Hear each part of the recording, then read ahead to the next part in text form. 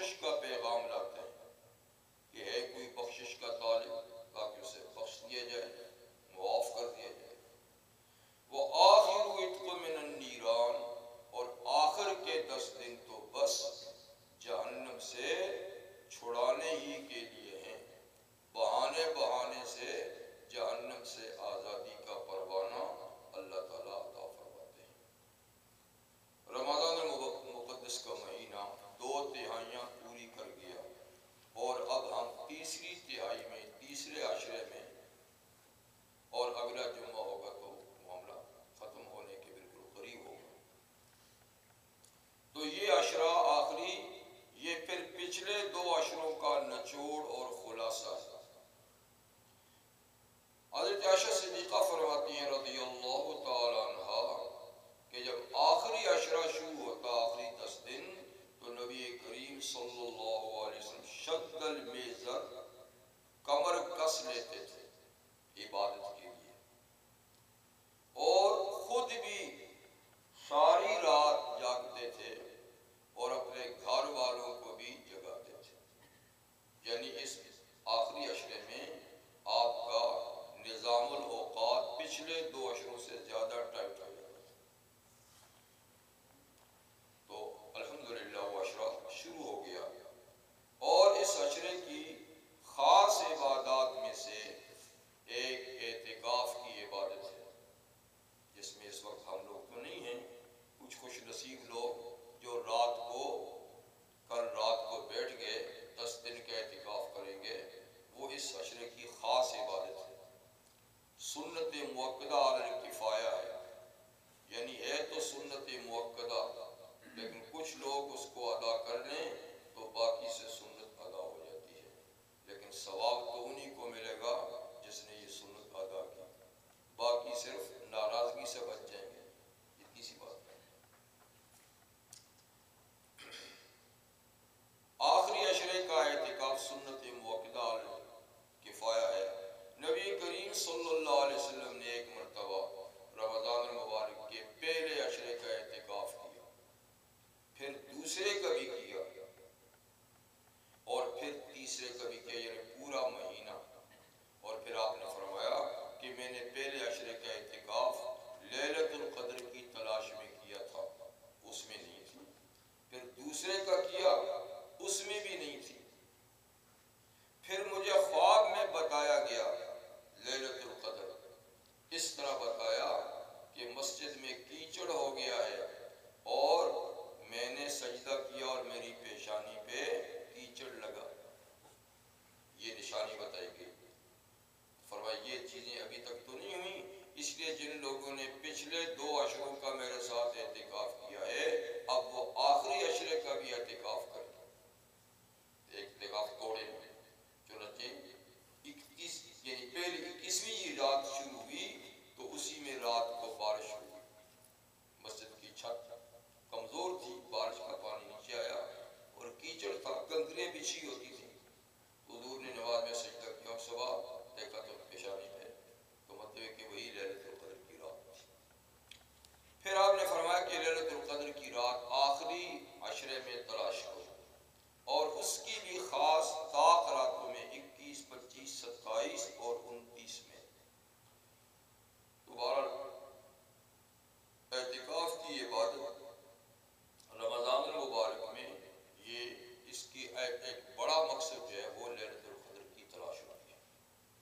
جو لوگ اعتکاف میں ضرور، ان کو تو یقیناً یہ رات مل جائے گی، کیونکہ وہ مسجد میں ہی ہوتے ہیں، عبادت ہی میں ہوتے ہیں، لیکن جو اعتکاف میں نہیں، ان کو بھی اب آخری عشرے کی طاق راتوں میں خصوصیت کے ساتھ لیلۃ القدر کی تلاش کرنی چاہیے۔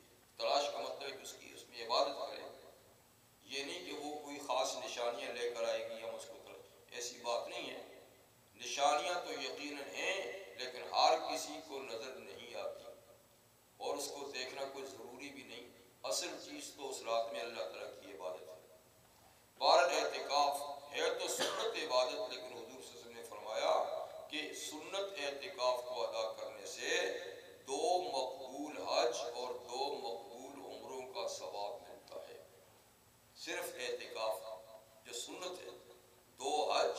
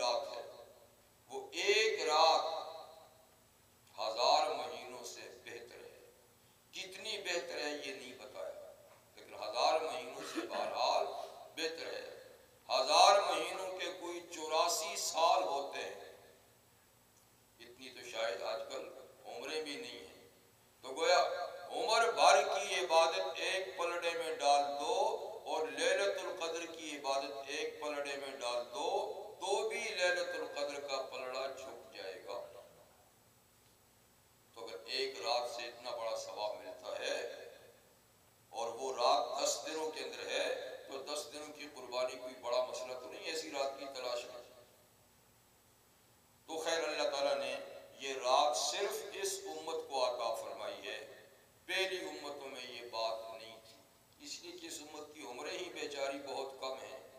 پہلے تو 400 500 سال لوگوں کی بات یعنی زندگی ہوتی تھی، تو اس لیے اس لیول تک امت کو پہنچانے کے لیے اللہ تعالیٰ نے یہ شارٹ رستہ بتایا کہ اس طریقے سے بھی تم آ سکتے ہو۔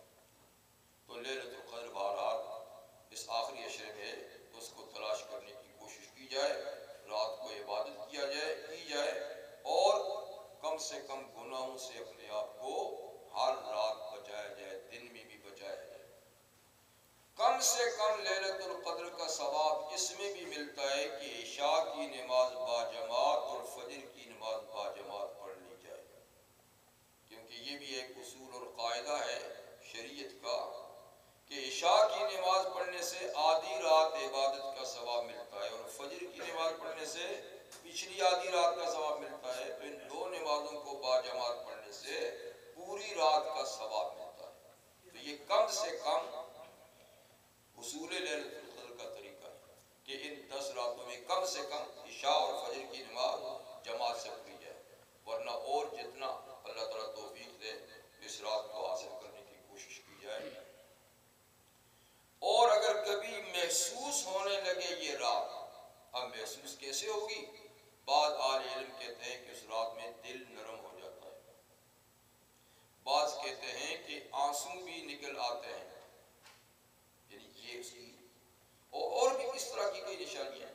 آدمی کو اگر یہ محسوس ہونے لگے، عبادت میں دل لگنے لگے، دل نرم ہونے لگے، آنسو آنے لگے، تو سمجھے کہ یہ وہ رات ہے، تو پھر اس وقت خاص طور پہ توجہ کرنی چاہیے۔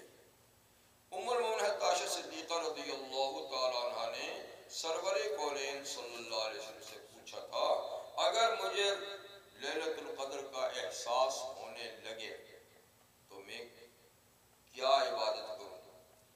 اتنی بڑی رات ہے تو کیا عبادت کروں؟ آپ نے فرمایا یہ دعا پڑھنا، اللہم انک عفو تحب العفو فاعف عنا۔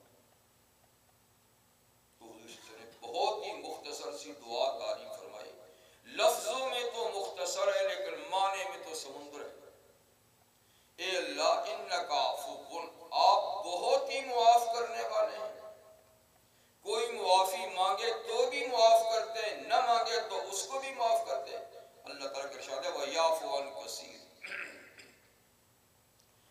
کچھ گناہوں کی تو اللہ تھوڑی سی معمولی سزا بندوں کو دنیا میں بھی دیتے ہیں، مَا أَصَابَ مِن مُّصِیبَةٍ فَبِمَا كَسَبَتْ أَیْدِیکُمْ وَيَعْفُو عَنْ كَثِيرٍ، تمہیں جو بھی مصیبت اور تکلیف آتی ہے سو تمہارے عمل کا نتیجہ ہوتی ہے، لیکن سارے اعمال کا نتیجہ اللہ یہاں ظاہر نہیں کرتے۔ وَيَعْفُو عَنْ كَثِيرٍ، بہت ساری تمہارے غلطیوں کو تو اللہ یوں ہی معاف کر دیتے ہیں، تو اللہ عفو ہے،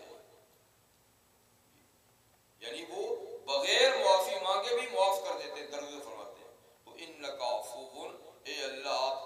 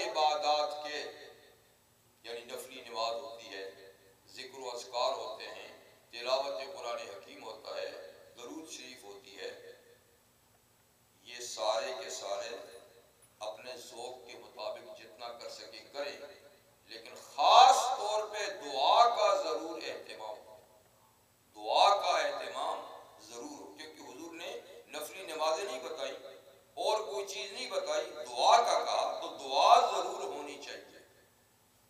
لیکن جب آدمی دعا مانگتا ہے تو اللہ تعالیٰ اور بندے کے درمیان کوئی حجاب اور پردہ تو نہیں ہوتا سوائے گناہوں کے پردے کے. گناہ پردہ بن جاتے ہیں بس، اور کوئی اللہ اور بندے کے درمیان رکاوٹ نہیں، گناہ رکاوٹ بنتے ہیں. اس لیے اہل علم کہتے ہیں کہ دعا سے پہلے استغفار ہونی چاہیے. استغفار وہ ہتھوڑا ہے جس سے گناہ کی دیوار گرائی جاتی ہے. استغفر اللہ ربی من کل ذنب واتوب الیہ. جب آدمی استغفار کرتا ہے تو قرآن حکیم میں انبیاء کرام کی تعلیم میں آتا ہے استغفروا ربکم ثم توبوا الیہ. پہلے اپنے رب سے معافی مانگو، استغفار کرو، پھر اللہ کی طرف رجوع کرو، تاکہ یہ حائل اور رکاوٹ جو ہے نا یہ استغفار سے ختم ہو جائے. پھر بندہ کا اللہ سے رابطہ ہو جاتا ہے. جب رابطہ ہوتا ہے تو اللہ فرماتے ہیں ادعونی استجب لکم، اب مجھ سے دعا مانگو میں تمہاری دعا قبول کروں. تو توبہ اور استغفار اور اس کے بعد اللہ تعالیٰ سے دعا کا اہتمام کیا جائے. اور جب دعا کی جائے تو کسی تردد کے بغیر. عام طور پہ ہم سمجھتے ہیں کہ نہ معلوم ہماری دعا قبول ہوئی یا نہ ہوئی. فرمایا کہ اس طریقے سے دعا نہیں مانگو، بلکہ دل کے یقین سے دعا مانگو کہ دعا قبول ہوئی. اس لیے کہ جب اللہ تعالیٰ فرماتے ہیں ادعونی استجب لکم، مجھ سے دعا مانگو میں تمہاری دعا قبول کروں گا، تو اگر کوئی آدمی شریف آدمی کہے کہ مجھے درخواست دو، میں درخواست پہ فیصلہ کروں گا، اور وہ فیصلہ کرنے کا اختیار بھی رکھتا ہے، با اختیار ہے، تو اس کے کہنے پہ اگر درخواست دی جائے تو کیا وہ رد کر لے گا؟ کہا بھی اس نے کہ بھئی درخواست لاؤ، میں مجاز حاکم، مجھے اجازت ہے، میرے کہنے پہ رکھ، تو وہ کبھی رد نہیں کرے گا. تو جب ایک شریف انسان کسی کو کہے کہ درخواست لاؤ میں قبول کروں گا تو وہ ضرور قبول کرے گا. تو پھر اللہ تعالیٰ سے کیسے یہ توقع نہ کی جائے کہ وہ کہیں کہ مجھ سے دعا مانگو میں قبول کروں گا، اور ہم کہیں پتہ نہیں ہوئی یا نہ ہوئی. تو فرمایا کہ دل کے یقین سے دعا مانگا کرو اللہ تعالیٰ سے. اور یہ کہ دل اور زبان دعا میں دونوں متوجہ ہونے چاہیے. یہ نہیں کہ زبان پہ تو دعا کے کلمے بولے جا رہے ہیں اور دل کسی اور خیال میں لگا ہوا ہے. تو دل بھی متوجہ ہو اور زبان کے کلمات بھی صحیح ادا کیے جائیں اور دل میں قبولیت کا یقین بھی ہو، تو پھر کوئی مطلب نہیں کہ دعا قبول نہ ہو. ہاں حضور صلی اللہ علیہ وسلم نے کچھ اور شرائط بھی دعا کی قبولیت کی ذکر فرمائی ہیں کہ آدمی کا کھانا حلال ہو، پینا حلال ہو، لباس بھی حلال ہو. اگر یہ تین چیزیں حلال نہیں یا ان میں سے کوئی چیز حلال نہیں تو یہ دعا کی قبولیت میں رکاوٹ بن سکتے ہیں. اب دعا کا اللہ تعالیٰ فرماتے ہیں کہ میں قبول کرتا ہوں. بظاہر کبھی ہماری دعائیں قبول ہوتی نظر نہیں آتی، یعنی جو ہم نے مانگا ہوتا ہے وہ کبھی ملتا نظر نہیں آتا، تو پھر ہم یہ سوچتے ہیں کہ دعا قبول نہ ہوئی. یہ بھی ہماری ایک غلط فہمی ہے، غلط سوچ ہے. ہم اپنے مستقبل کے بارے میں، نفع نقصان کے بارے میں کچھ نہیں جانتے، اس لیے اپنے خیال سے ایک چیز مانگ لیتے ہیں دنیا کی، لیکن پھر واقعہ وہ ہمارے لیے اچھی نہیں ہوتی. تو اللہ تعالیٰ ایسا نہیں کرتے کہ جو مانگا سو دے دیا. اللہ ہماری مصلحت کو دیکھتے ہیں کہ بندے نے جو مانگا اس کے لیے ٹھیک بھی ہے یا نہیں. اگر تو اس کے لیے ٹھیک ہے، اسی وقت ٹھیک ہے، تو کبھی دعا مانگتے تو اسی وقت وہ چیز مل جاتی ہے. کبھی یہ کہ ابھی تو اس کو ملنی ٹھیک نہیں لیکن کچھ وقت کے بعد دے دوں گا، تو درخواست منظور ہوگی، رکھ دی گئی کہ فلاں تاریخ کو دوں گا، ہم سمجھتے ہیں دعا قبول نہ ہوئی، حالانکہ ہو گئی ہے اور چیز ملے گی فلاں وقت میں. اور کبھی دنیا میں اس چیز کا ملنا ہی ہمارے لیے مفید نہیں ہوتا تو اللہ تعالیٰ اس کو آخرت کے لیے رکھ دیتے ہیں کہ یہاں تو نہیں دوں گا، تیرے لیے مناسب نہیں ہے، لیکن اس کے بدلے میں آخرت میں اجر و ثواب دوں گا. تو کوئی نہ کوئی چیز دعا کے بدلے میں ملتی ہے، وہی چیز اسی وقت، وہی چیز دیر سے، یا اس چیز کے بدلے میں کوئی گناہ معاف کر دیتے ہیں، کوئی آنے والی مصیبت ٹلا دیتے ہیں، یا اس کو آخرت کے لیے ذخیرہ بنا دیتے ہیں. تو دعا بہرحال اللہ تعالیٰ قبول فرماتے ہیں. تو لیلۃ القدر کا احساس ہو تو اس میں دعا ضرور کی جائے، اس لیے کہ الدعاء مخ العبادہ، دعا ساری عبادت کا خلاصہ اور مکھن اور نچوڑ ہے. ہر عبادت جو کی جاتی ہے تو اس کی قبولیت کے لیے دعا ضرور مانگی جاتی ہے. تو خود دعا جو ہے نا، فرمایا کہ الدعاء هو العبادہ، دعا خود بھی عبادت ہے. جب خود عبادت ہے تو اس کا مطلب یہ کہ تم دعا کیے جاؤ، یہ ایک عبادت ہے. اس کو رہنے دو کہ اس پر نتیجہ کیا نکلے گا، رزلٹ کیا نکلے گا، اس کو رہنے دو. یہ تو ڈیوٹی ہے، یہ تو آپ نے کرنی ہے. تو جس طرح نماز کے بارے میں ہم یہ نہیں سوچتے کہ قبول ہوگی تو پڑھیں گے، نہ قبول ہوئی تو نہیں پڑھیں گے، اس لیے کہ یہ تو ڈیوٹی ہے، پڑھنی ہی پڑھنی ہے. تو اسی طرح فرمایا کہ دعا ڈیوٹی ہے، یہ تو کرنی ہے، یہ تو عبادت ہے. اس سوچ میں پڑھتے ہی کیوں ہو کہ قبول ہوئی یا نہ ہوئی، یہ تو اللہ کا معاملہ ہے. قبول کرنا نہ کرنا اللہ کا معاملہ ہے، ہمارا کام تو دعا مانگنا ہے، اور اللہ مانگنے والے کو محروم نہیں چھوڑتے. تو اس آخری عشرے میں لیلۃ القدر کی تلاش کیجئے. نفلی اعتکاف جب بھی مسجد میں جائیں نیت کر لیا کریں، اور یہ کہ لیلۃ القدر کے احساس ہونے لگے تو اس میں مل جملہ اور دعاؤں کے دعا کو ضرور، اور عبادات کے دعا کو ضرور شامل کریں، اور دعا سے پہلے استغفار کو ضروری قرار دیں. اس کے علاوہ رمضان المبارک میں دو اہم تاریخی واقعات ہوئے ہیں، جس میں سے ایک واقعے کے لیے میں نے سورۃ الانفال کی آیت میں آپ کے سامنے تلاوت کی، اور یہ واقعہ ہے جنگ بدر کا. جب پیغمبر کریم صلی اللہ علیہ وسلم بحکم الہی مکہ سے ہجرت کر کے مدینہ منورہ تشریف لے گئے، صحابہ کرام بھی تشریف لے گئے، اور اس زمانے میں ہجرت نماز کی طرح فرض بلکہ ایمان کی نشانی سمجھی جاتی تھی. ہجرت فرض کہ جو شخص مدینہ منورہ نہ جاتا وہ بے شک نماز پڑھتا، کلمہ پڑھتا، اس کا کوئی اعتبار نہیں تھا. ہاں جو لوگ مجبور ہیں، جا ہی نہیں سکتے، عورتیں ہیں، بچے ہیں، جن کو بوڑھے ہیں، رستہ ہی نہیں معلوم، تو وہ تو مجبور ہیں. لیکن جو آدمی مدینہ جا سکتا تھا ان کے لیے مدینہ جانا فرض عین تھا نماز کی طرح، اور یہ ایمان کی نشانی تھی، اس کے بغیر ایمان قابل قبول نہیں تھا. اور یہ حکم مکہ فتح ہونے تک تھا. جب مکہ فتح ہو گیا تو ہجرت کی فرضیت بھی ختم ہو گئی. خیر صحابہ کرام مدینہ منورہ جانے لگے. اب چاہیے تو یہ تھا کہ حضور صلی اللہ علیہ وسلم کے اور صحابہ کے مخالفین اب مخالفت چھوڑ دیتے، کیونکہ انہوں نے تو بستی چھوڑ دی، چلے گئے.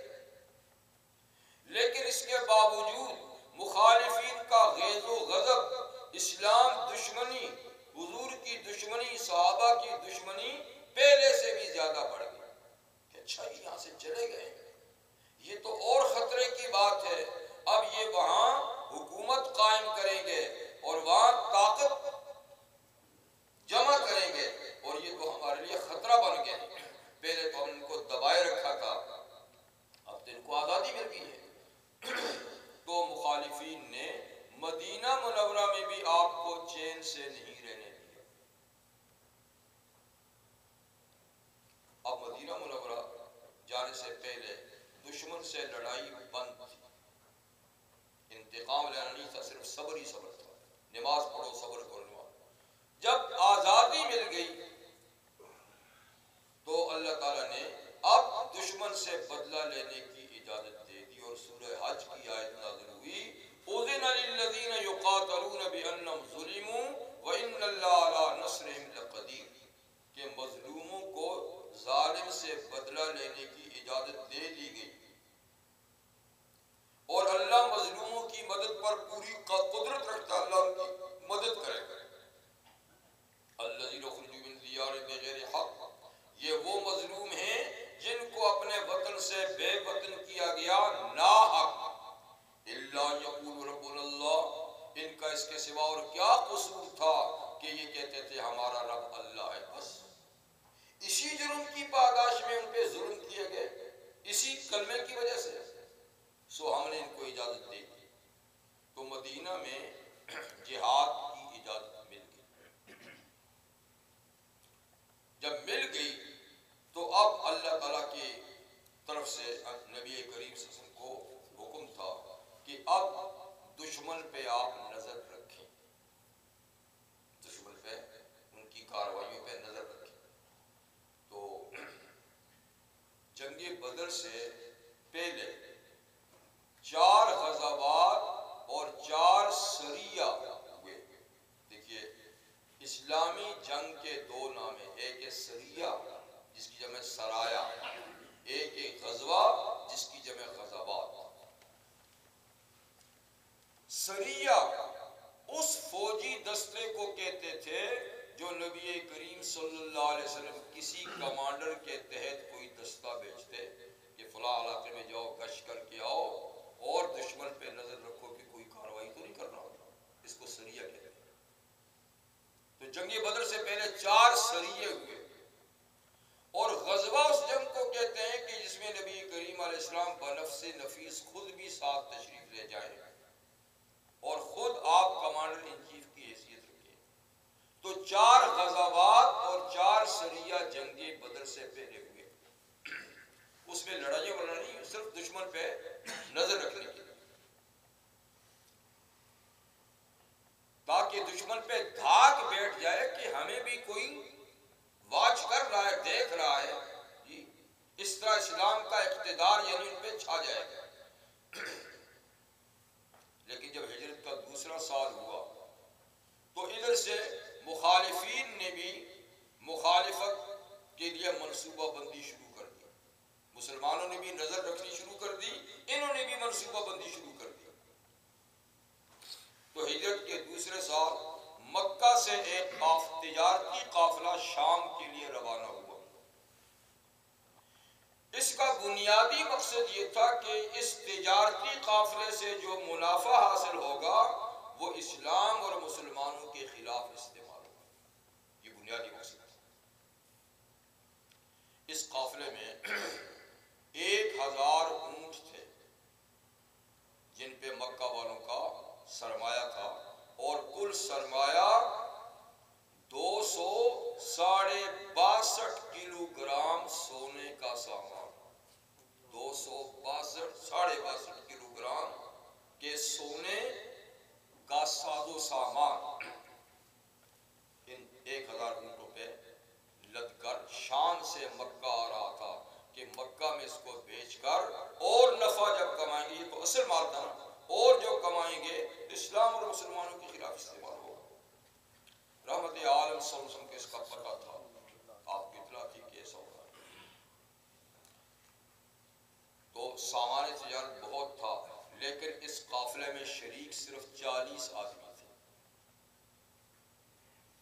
اور اس کی کمان جناب ابو سفیان جو اس وقت مخالفین میں سے تھے ان کے ہاتھ میں تھی، کہ حضور کے سسر ابو سفیان رضی اللہ تعالیٰ.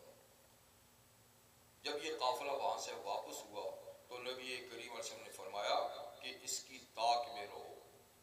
تو آپ نے اس کی طاق میں کچھ حضرات بھیجے کہ دیکھو یہ کدھر سے گزرے گا، آخر یہ سارا سرمایہ ہمارے خلاف استعمال ہونا ہے تو ہم کیوں اس سرمایہ پہ قبضہ نہ کر لیں. یہ ایک اصولی بات ہے، ساری دنیا میں حکومتیں ایسا کرتی ہیں، یہ کوئی لوٹ مار والی بات نہیں.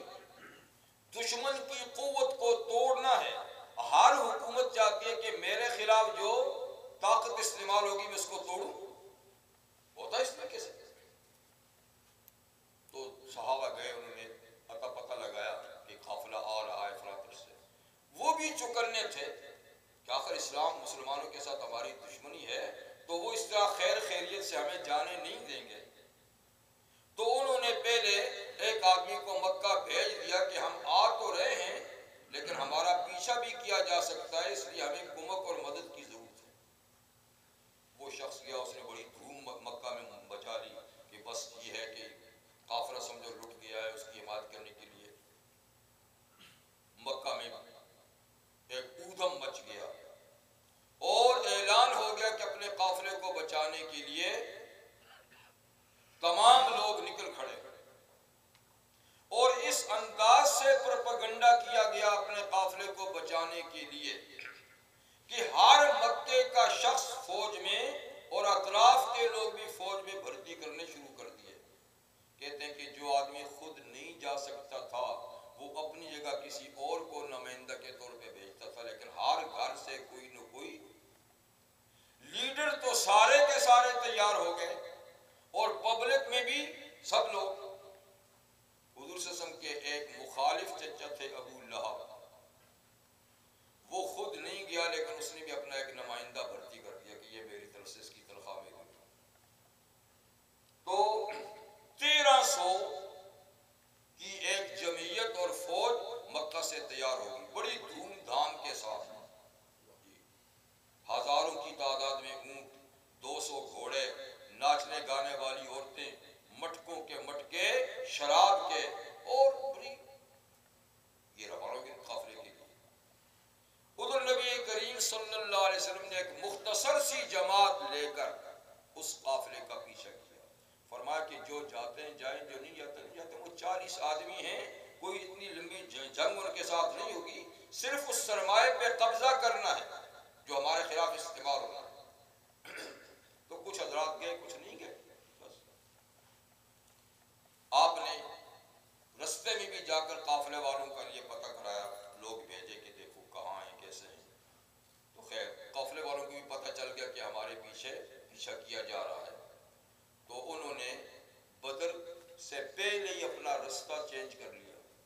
جو عام رستہ تھا مکہ جانے کا وہ بدل کر ساحلی رستے سے، دریا کے کنارے سے ایک نیا رستے کے اوپر اپنا قافلہ ڈال دیا. مسلمان ادھر انتظار کرتے رہے، وہ تبدیل کر کے ادھر سے نکل گئے. اور جب ان کی گرج سے نکل گئے تو انہوں نے مکہ پیغام بھیجا کہ اب ہماری حمایت اور مدد کے لیے آنے کی ضرورت نہیں ہے، ہم بچ بچا کے واپس آ گئے. جب یہ بات پہنچی تو کچھ لوگوں نے کہا کہ اب جانے کی ضرورت نہیں ہے، قافلے کو بچانے کے لیے جانا تو وہ تو بچ کے آ گیا ہے. لیکن کچھ بڑے مغرور اور متکبر تھے جن میں فرعون وقت ابو جہل بھی تھا. اس نے کہا یہ کیسے ہو سکتا ہے، ہم جب نکل چکے ہیں اب ضرور ہم بدر تک جائیں گے. قافلہ بے شک بچ گیا اور ہم وہاں 2-4 دن ہفتہ دھوم دھام سے رہیں گے، اور تاکہ دنیا عرب میں ہماری دھاک بیٹھ جائے، لوگ ہم سے ڈر جائیں، مسلمان بھی ڈر جائیں، تو ہم تو اس طریقے سے واپس نہیں آتے. خیر ان کے قافلے میں پھوٹ تو پڑ گئی، لیکن بات یہ کہ وہ چلے گئے. ادھر رحمت عالم صلی اللہ علیہ وسلم کو بھی معلوم ہوا کہ ان کی حمایت والے لوگ آ رہے ہیں اور قافلہ نکل گیا ہے ہاتھ سے. اب صورتحال بدلی ہوئی ہے.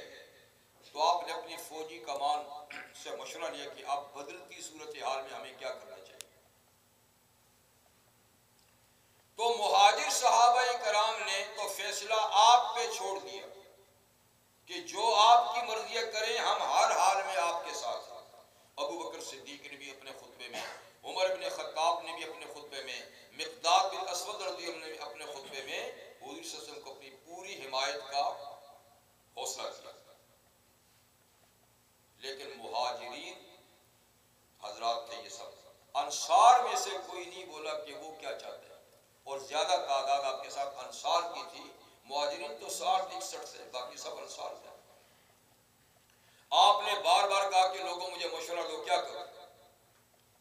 تو ان کے سردار سعد بن معاذ رضی اللہ عنہ پوچھے کہ حضور ہم سے کوئی رائے لینا چاہتے ہیں،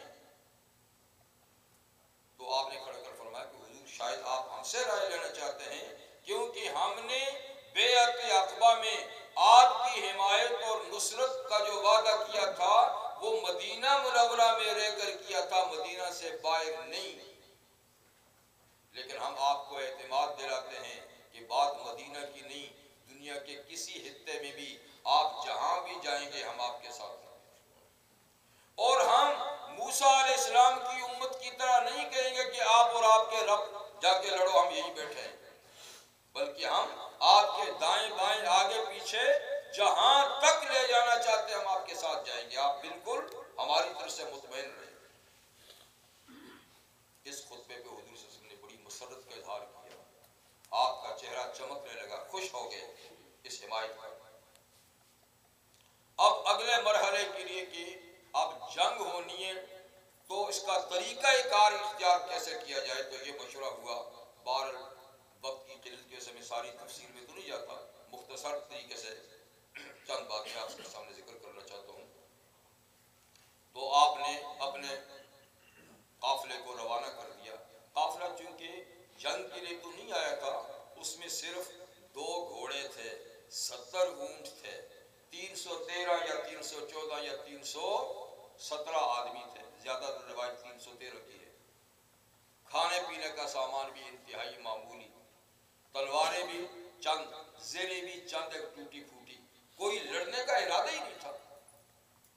نہ لڑنے والے آدمی تھے، ان میں کوئی بچے کوئی بوڑھے بھی تھے۔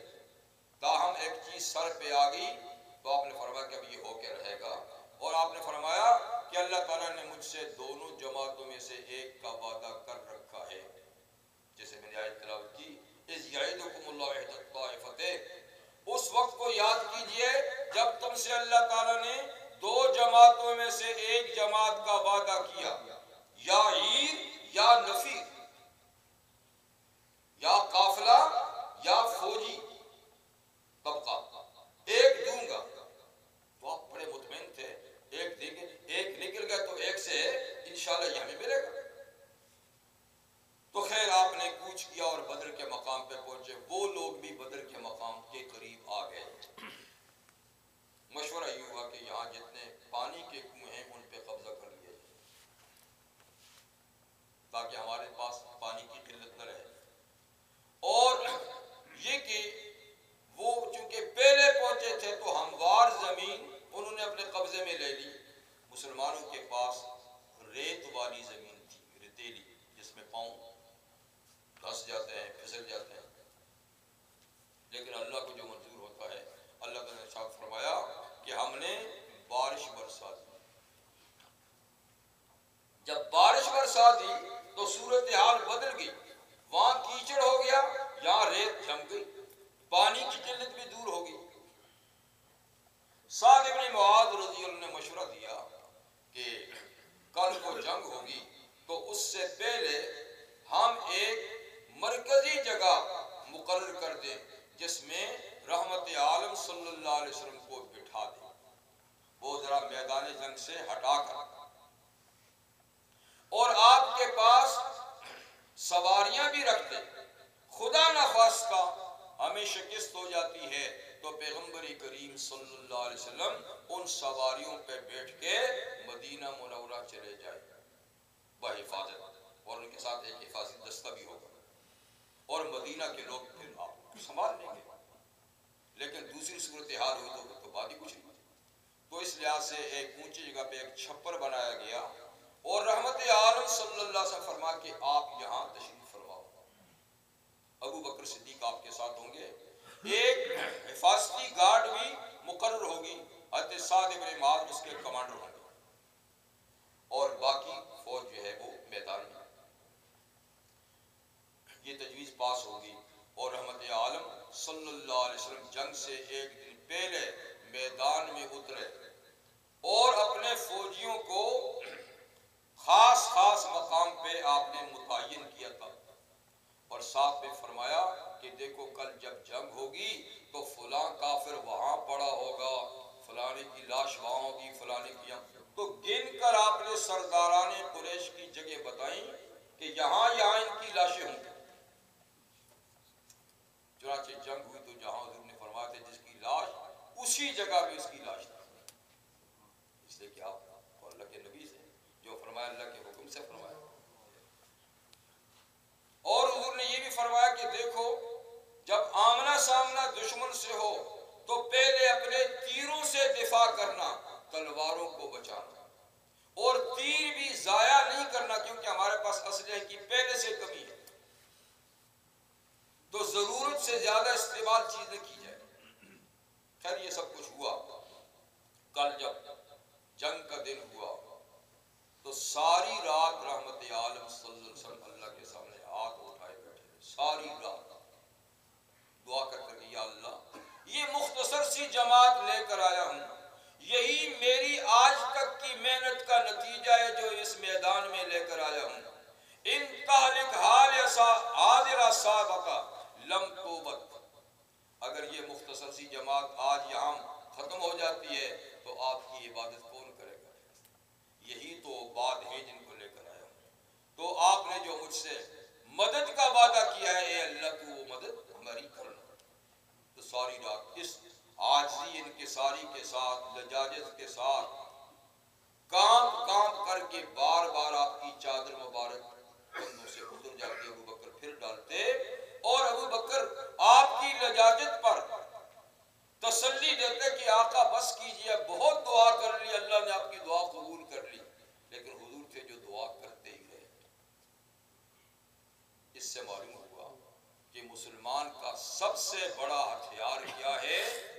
اللہ سے معلوم، کیونکہ حضور کے پاس فوج بھی کتنی ہے، ادھر 1300 آئے تھے، خیر 300 تو رستے سے چلے گئے تھے اور 1000 موجود تھے، اسلحہ سب کے پاس موجود تھا، کھانے پینے کا سامان وافر، سب چیزیں، ادھر بیچارے 313 نہتے خالی ہاتھ۔ یہ کوئی روایتی جنگ نہیں تھی، اگر روایتی جنگ ہوتی تو مسلمان ایک حملے کے قابل نہیں تھے، یہ تو اللہ کی مدد سے ہوا سب کچھ۔ اسی لیے خدا نے فرمایا صلاح المومن، دیکھو دعا مومن کا اسلحہ اور مومن کا ہتھیار ہے۔ مومن کا ہتھیار، کافر ہتھیاروں پہ بھروسہ کرتا ہے، مومن اللہ کی مدد پہ۔ آج مسلمان کیوں شکست کھائے بیٹھے ہیں؟ کیوں دشمن کے سامنے آنکھ نہیں اٹھا سکتے؟ اس لیے کہ اللہ سے رابطہ نہیں۔ وہ یہ سوچتے ہیں کہ ہمارے پاس اتنے ٹینک نہیں، اتنے جہاز نہیں، اتنے میزائل نہیں، اس لیے ہم ان کا مقابلہ نہیں کر سکتے۔ ارے میاں تمہارے پاس سب سے بڑا میزائل اور سب سے بڑا بم جو ہے وہ اللہ کے سامنے ہاتھ اٹھانا۔ کبھی ہاتھ اٹھائے گا؟ کبھی خدا سے نصرت مانگی ہے؟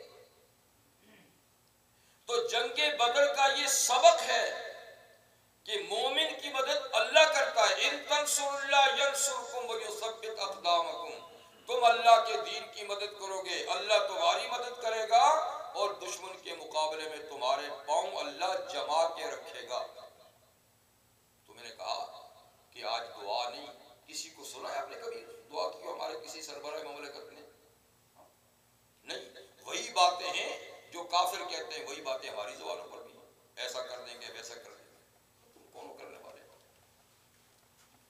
تو دعا ساری رات کرتے رہے، اور صبح جب ہوئی دشمن کا سامنا ہوا تو دشمن کے چھکے چھڑا دیا، ان کا غرور خاک میں ملا دیا۔ رحمت عالم صلی اللہ علیہ وسلم نے مسکرا کر ابو بکر صدیق کو دیکھ کر کہا ابو بکر وہ حضرت جبریل گھوڑا لیے ہوئے آ رہے ہیں۔ اس لیے کہ اللہ تعالیٰ نے وعدہ کیا تھا کہ میں تمہاری فرشتوں کے ذریعے سے مدد کروں گا، جتنے کافر ہیں اتنے تو فرشتے بھیجوں گا، اور تم ریزرو فوج ہو، 1000 تو فرشتے بھیجوں گا۔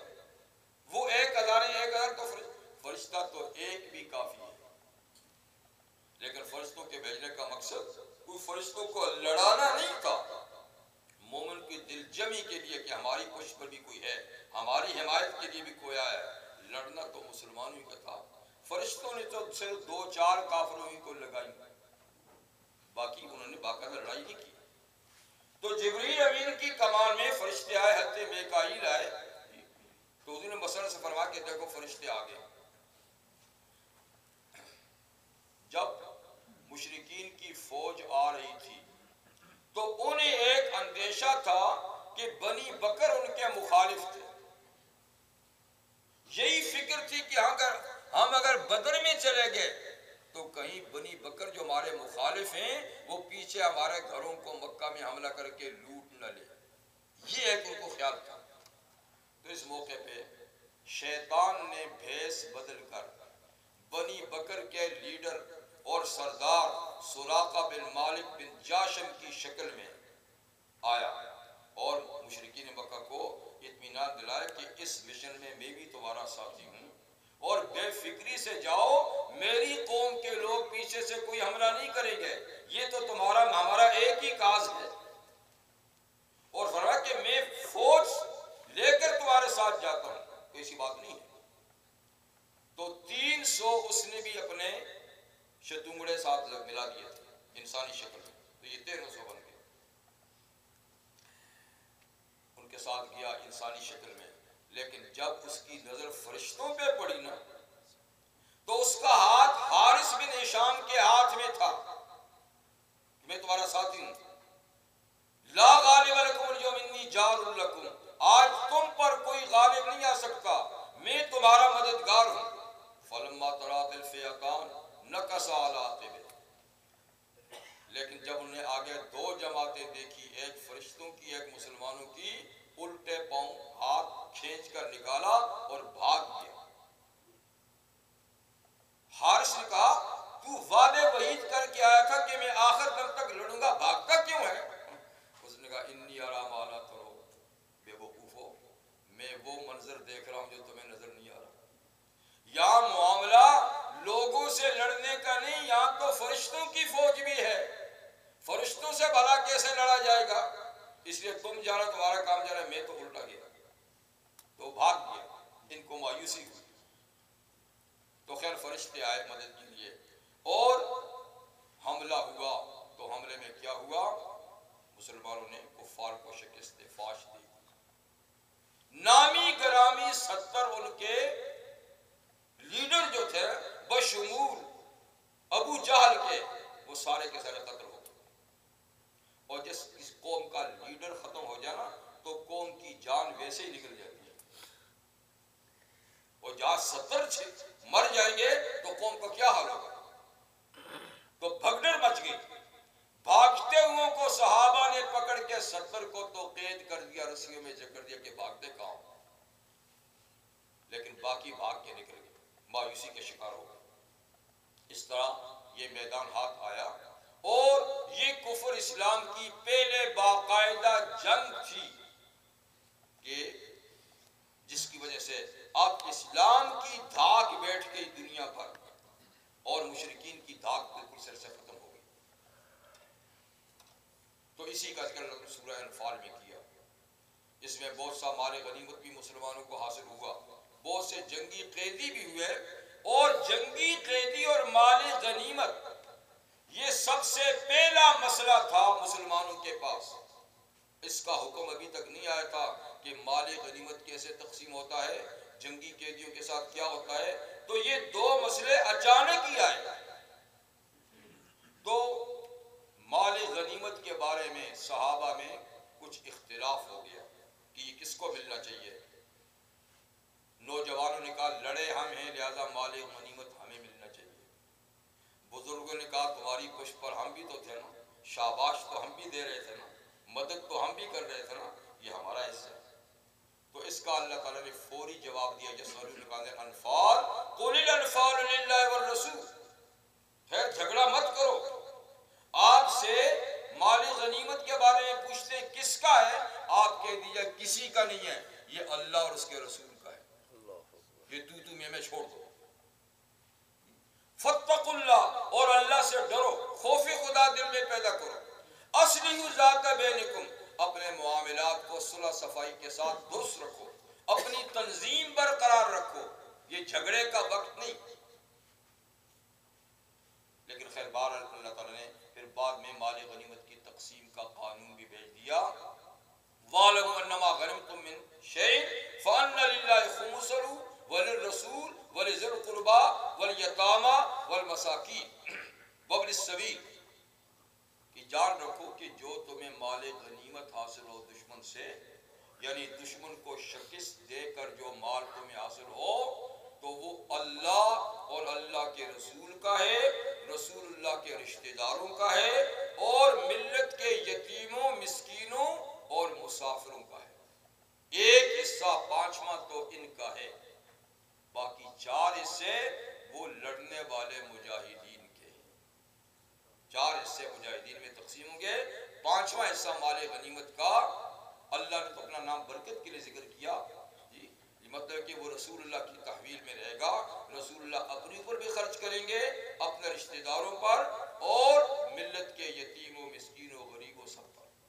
یہ مال غنیمت کی تقسیم کر رہی ہے. دوسرا مسئلہ تھا جنگی قیدیوں کا. یہ بھی پہلا مرحلہ تھا. آج تک کوئی جنگی قیدی نہیں آیا تھا کہ ان کے ساتھ کیا معاملہ ہو. تو ایسی صورت میں جب کوئی اللہ کا حکم نہ آئے تو رحمت عالم صلی اللہ علیہ وسلم صحابہ سے مشورہ لیا کرتے تھے. تو آپ نے مشورہ لیا کہ ان قیدیوں کا کیا کریں. تو یہاں بھی 2 رائے ہوئیں.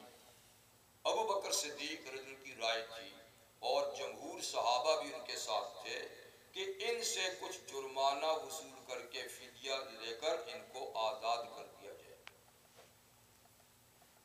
فدیہ کے پیسوں سے مسلمانوں کی مالی حالت بہتر ہو جائے گی، اور جب ان پہ یہ احسان ہوگا تو یہ بھی سوچنے پہ مجبور ہو جائیں گے، ہو سکتا ہے کہ یہ پھر اسلام قبول کر لیں.